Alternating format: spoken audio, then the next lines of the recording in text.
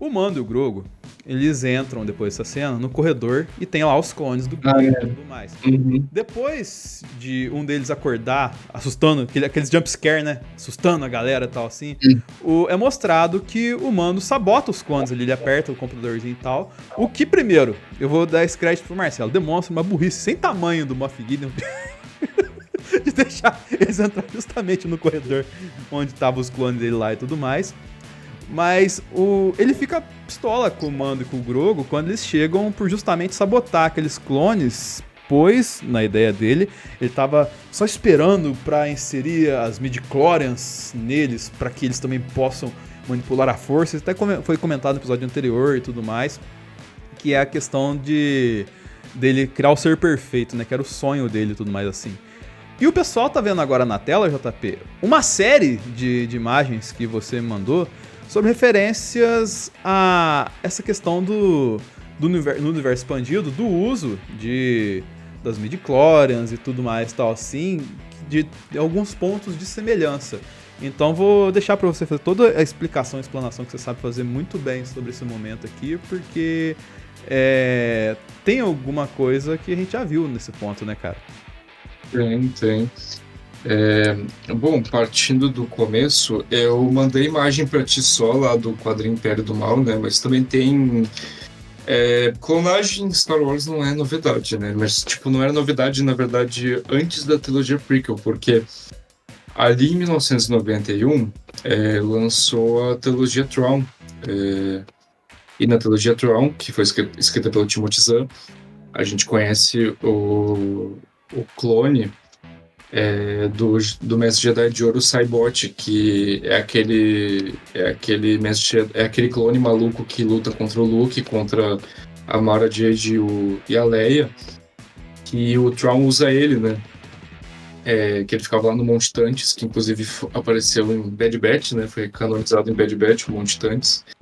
E também tem o clone do Luke, que também aparece na trilogia Tron, ele aparece no Último Comando, que é o terceiro livro, que é o clone do Luke que o Palpatine fez com a mão que o Vader corta dele lá em Bespin.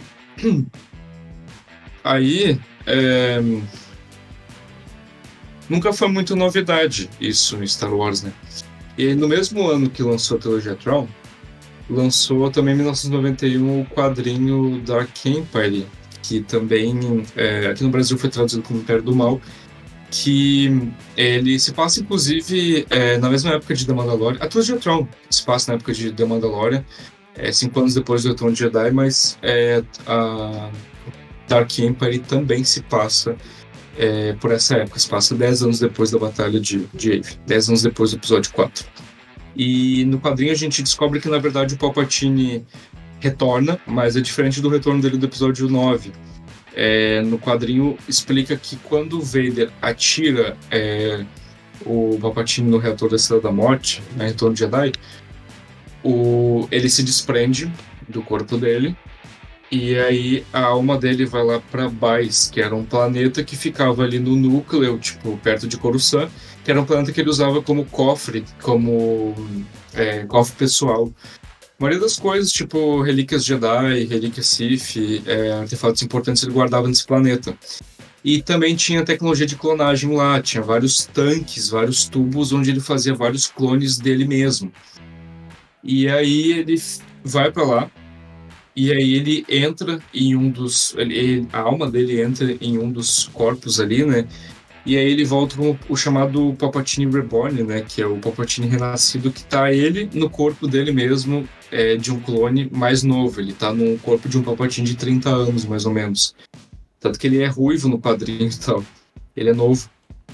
E aí ele declara guerra contra a Nova República e aí ele tenta instaurar o chamado Império do Mal, né? Que é bem diferente do Império Galáctico, porque aí ele já tacou foda-se com... Porque na época do Império, o Palpatine, ele escondia que ele era um Sith, né? Ninguém sabia. Só o Vader. E o Thrawn e o Tarkin desconfiam, a gente vê isso no livro do Tarkin, ele desconfia que o Palpatine seja um Sith por conta dos símbolos que ele usava, que ele via o Palpatine usando nas roupas dele, mas era só uma desconfiança, não era, tipo, ele não tinha confirmado. Assim como ele também desconfiava que o Vader era o Anakin, porque ele conheceu o Anakin da época que eles lutaram juntos nas Guerras Clônicas, conforme a gente vê em Clone Wars. Aí, na época do Império, o Palpatine tacava o foda-se, né? Tipo, quer dizer, ele escondia que ele era um Sith, né? Tipo, aos olhos da galáxia, ele era só um velhinho que ficou deformado porque foi atacado pelos Jedi. E ele manipulava a imagem dele, né? Em aparições públicas. A gente vê até lá em Rebels, quando ele vai conversar com Ezra, no holograma dele ali, ele tá com a aparência dele ali, tipo, das prequels. E aí, quando o holograma começa a falhar, a gente vê que ele mostra a forma real dele ali, né? No capuz e tal. E só que daí, na época que ele volta aí como no corpo do clone dele, ele tá com foda-se daí. A Galáxia já sabe da verdade dele, né? Então, ele tá com foda-se e aí ele quer instaurar o Império do Mal, que é uma aristocracia Sith, é diferente do Império, daí a organização. E aí ele luta contra o Luke, a Leia e tal. Ele queria até usar o Jacen e a Jaina, né? Porque nesse quadrinho, nessa época, lembrando, né, que eu tô falando de um material Legends, então não faz parte do canon, tá? E aí, nesse quadrinho, a Leia ainda tá grávida do Jacen e da Jaina, que são os gêmeos que ela e o Han têm.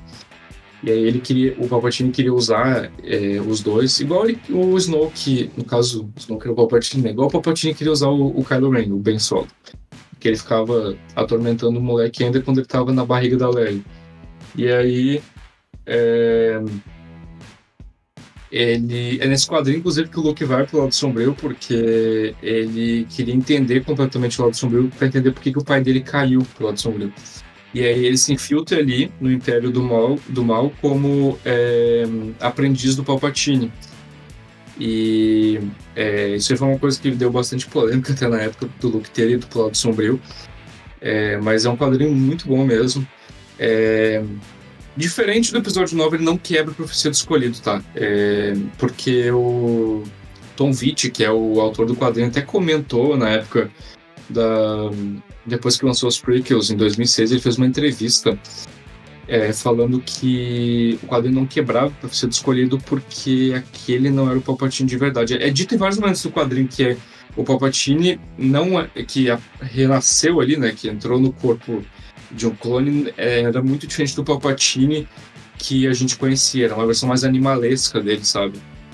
Então, não era exatamente o Palpatine, isso é estabelecido em diversos momentos do quadrinho. E aí, o Gideon aí, tipo, o que ele queria fazer foi uma clara referência a Império do Mal, a Dark Emperor, porque na mesma época ele tá querendo manipular clones para serem sensitivos à força, igual o Palpatine fez. E tá tipo, pegando uma célula ali do Império, ali de remanescentes imperiais, para tentar dominar ali a Nova República, igual o Palpatine fez. Né? Então, é uma referência bem clara. Inclusive, estou muito feliz porque... Não tô feliz pela referência só, eu tô feliz porque o Vebs vai me dar de presente, inclusive, as edições que ele tem de Dark Emperor, porque... Rolou a apostinha? Que isso? Não rolou apostinha nem nada, é que a gente tava gravando hoje, ele falou, inclusive, na época que lançou o quadrinho, que foi lá em 91, ele comprou os quadrinhos, só que daí tá guardado lá na casa da mãe dele, daí o Vebs falou que vai me dar de presente. Eu fiquei muito feliz porque eu sempre quis as edições originais de Dark Emperor, daí... O quadrinho de 91. É de 91. Foi de 91, Ju. É que a gente tava conversando aquele dia que a gente tava pesquisando pra comprar? Isso. Ele tem as de 91, meu Deus. Tem. Eu tava falando hoje, quando a gente tava gravando, sobre como eu tava feliz com a referência. Aí ele falou, bicho, inclusive, falando em Dark Emperor, eu tenho as edições na época que lançou, que eu comprei. O velho manda umas dessas. E aí ele falou, eu comprei na época, e isso aqui tá parado. Aí eu queria te dar de presente, daí eu... Tá parado. Pode, né? Eu fiquei muito feliz. É que não um carro, né? Tá parado Em lá, cara. relação a essa cena do Gideon com os clones, eu curti muito, né? Mas ao mesmo tempo, óbvio, se ele tá fazendo aquilo, a meu ver, ele tá fazendo aquilo em segredo, porque eu acho extremamente contraditório com o Palpatine que a gente tem nas sequels. Que o Palpatine que a gente tem nas sequels é aquele cara, né? E acaba sendo reafirmado em The Bad Batch, quando a gente vê todo o interesse do Império sobre a clonagem, é aquele assim, ó, a clonagem é um segredo que eu quero manter pra mim e só pra eu usar. Tanto que eu destruí Camino e eu não vou permitir que mais ninguém dentro do meu Império use. Né? Então, quando eu vi o Gideon com aquela quantidade de clones que eu curti pra caramba, eu falei, cara, é muita afronta com o Palpatine, hein? Porque se o Palpatine descobre isso, ferrou, acabou. Mas aqui, ó pra você ver, tudo isso tem toda a mitologia do clone, né? Que nem o JP colocou pra gente aqui. Essa questão que, cara, você puxa uma ponta ou outra e tal, assim, que nem a Larissa acabou de fazer e tal. Você consegue achar toda uma estrutura pra clone pro Luiz me vir no final e falar aqui. Gente, que volta. Não era mais fácil o cara só morrer e aparecer outro personagem? O Luiz, nós dá uma marretada nele. Ô, Larissa, tem que roubar outro Funko dele. Vai lá roubar o. Já são quantos? Já são 3, 4? Ele tá merecendo hoje, vou te contar. Vamos dar um Funko do Palpatine pra ele. Isso! Acho que vai ser um presente mais legal. Isso, Exatamente. isso.